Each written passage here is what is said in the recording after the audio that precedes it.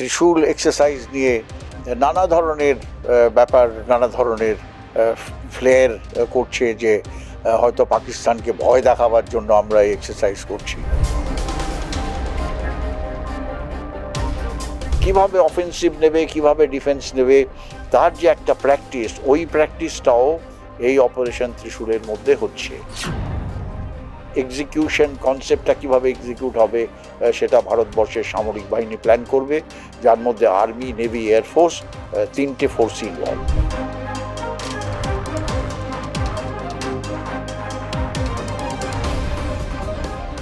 যুদ্ধ করার যে ক্ষমতা, একটা কুইক একটা, এখন যদি যুদ্ধ হয় সেই যুদ্ধটা অত্যন্ত সুইফট যুদ্ধ হবে।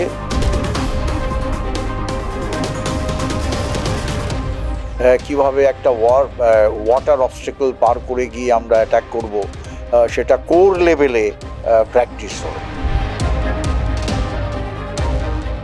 বিশাল একটা এক্সারসাইজ হলো, সেটা কমান্ড লেভেল এক্সারসাইজ হলো ওয়েস্টার্ন কমান্ডের। সেখানেও মরুভূমির যুদ্ধে যে কিভাবে আমরা ডিফেন্ড করব, কিভাবে আমরা আক্রমণ করব, সেই কনসেপ্টগুলোকে অন গ্রাউন্ড প্র্যাকটিস করা। ভারতের মরুভূমি অঞ্চলে এক্সারসাইজ ত্রিশূল বা মহড়া বলা যেতে পারে, যার পোশাকি নাম ত্রিশূল। এই ত্রিশূল কি এবং কেন মরুভূমি অঞ্চলে ভারত সমরাস্ত্র নিয়ে এই বিশেষ মহড়া, যার নাম দেওয়া হয়েছে ত্রিশূল, সেটা করছে, এ বিষয়ে আমরা জানবো। আমাদের সঙ্গে রয়েছেন কর্নেল সৌমিত্র রায়। আপনাকে স্বাগত জানাই।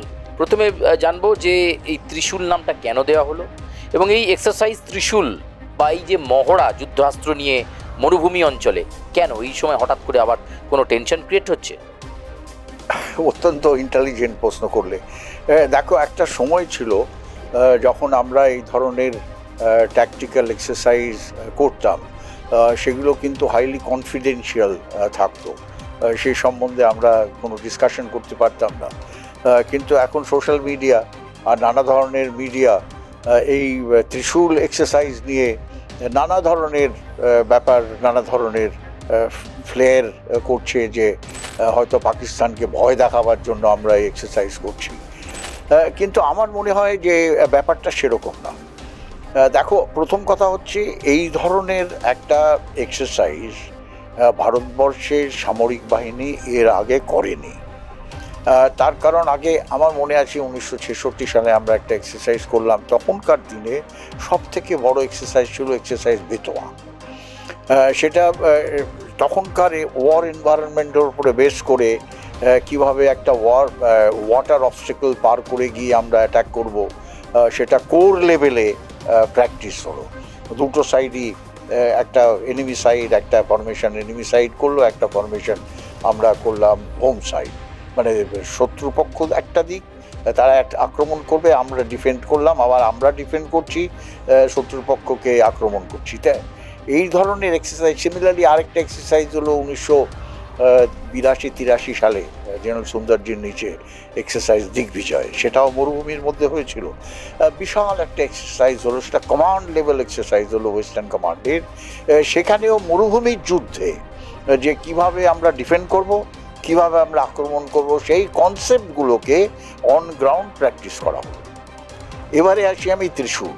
অত্যন্ত ইন্টারেস্টিং ব্যাপার হচ্ছে যে দেখো, মডার্ন ওয়ারফেয়ার আমরা দেখলাম যে মডার্ন ওয়ারফেয়ার এভাবে চেঞ্জ হয়ে গেল কনসেপ্ট।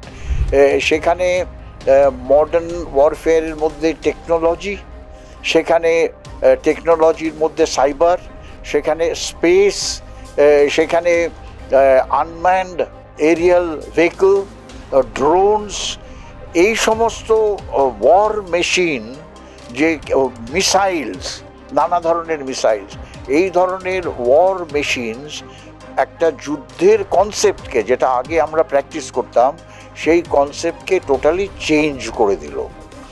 আর মাল্টি ডাইমেনশনাল, তার মানে স্পেস, আকাশ, ভূমি, সমুদ্র, সব জায়গায় যুদ্ধ হবে। প্লাস হয়তো সেক্টর, রাজস্থানে যুদ্ধ হচ্ছে, পাঞ্জাবে যুদ্ধ হচ্ছে, হিমালয়ের হাই অল্টিটিউডে যুদ্ধ হচ্ছে। এই যে একটা multi dimensional technological advance warfare, futuristic, সেই ওয়ারফেয়ারের কনসেপ্ট আমাদের চিফ অলরেডি বলেছে, আমাদের chief of defence staff already বলেছে।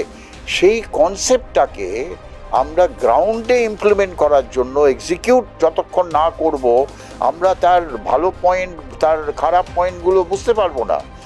সেইটা করার জন্য এইম ইজ দ্যাট ওয়ারফেয়ারের কনসেপ্টকে modern technology, space, cyber, electronic warfare, missiles, drones, unmanned aerial vehicle সমস্ত কিছু ব্যবহার করে আমরা কিভাবে এই যুদ্ধের কনসেপ্টটাকে এক্সিকিউট করব তার প্র্যাকটিস হচ্ছে। এটাকে আমি আরেকটু যদি নিচে নেমে আনি, ধরো আগে আমাদের ব্রিগেড, এখনও আমাদের যে ব্রিগেডগুলো আছে সেই ব্রিগেডগুলো মেইনলি ইনফেন্ট্রি ওরিয়েন্টেড, 3003টে ব্যাটালিয়ন, 3000 প্লাস ছোটো ছোটো সাপোর্টিং এলিমেন্ট তার সঙ্গে আছে। কিন্তু এখন আমরা প্ল্যান করছি রুদ্র ব্রিগেড।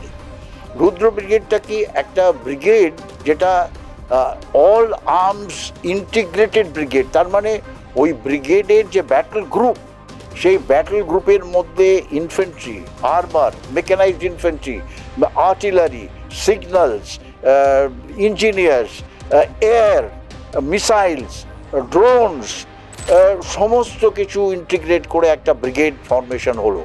সেই ব্রিগেডটার যে যুদ্ধ করার যে ক্ষমতা, একটা কুইক, একটা এখন যদি যুদ্ধ হয় সেই যুদ্ধটা অত্যন্ত সুইফট যুদ্ধ হবে আর শর্ট যুদ্ধ হবে, বেশি লম্বা চলবে না, বন্ধ হয়ে যাবে। ওর মধ্যে ওই ব্রিগেড কীভাবে অফেন্সিভ নেবে, কীভাবে ডিফেন্স নেবে, তার যে একটা প্র্যাকটিস, ওই প্র্যাকটিসটাও এই অপারেশন ত্রিশূলের মধ্যে হচ্ছে। তাই এটা একটা অত্যন্ত গুরুত্বপূর্ণ ডেভেলপমেন্ট, যার ফলে এটা করা জরুরি।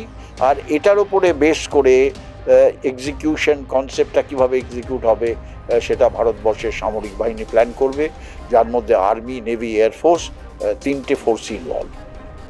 আপনাকে অনেক ধন্যবাদ। আমরা কথা বলছিলাম কর্নেল সৌমিত্র রায়ের সঙ্গে, এবং তিনি যেটা জানালেন যে এই ত্রিশূল কোনো দেশের ওপর ঝাঁপিয়ে পড়ার জন্য নয়, নিজেদের সামরিক শক্তিকে আরেকবার পরীক্ষা নিরীক্ষা করে নেওয়া এবং বিচক্ষণতার সাথে সেটাকে সূক্ষ্ম বিশ্লেষণের সাথে দেখে নেওয়ার জন্যই এই মরুভূমিতে এই ধরনের এক্সারসাইজ, এর আগেও এরকম হয়েছে, এক্সারসাইজ দিগ্বিজয় বা তার আগেও এই ধরনের এক্সারসাইজ হয়েছে। আর্মি বা সেনারা এই ধরনের এক্সারসাইজ করে থাকেন এবং নতুন নতুন পরিকল্পনা তারা কিভাবে নেন সেটা দেখবার জন্যই এই মুহূর্তে এক্সারসাইজ ত্রিশূল চলছে, এবং যেটা আরও বেশ কয়েকদিন চলবে।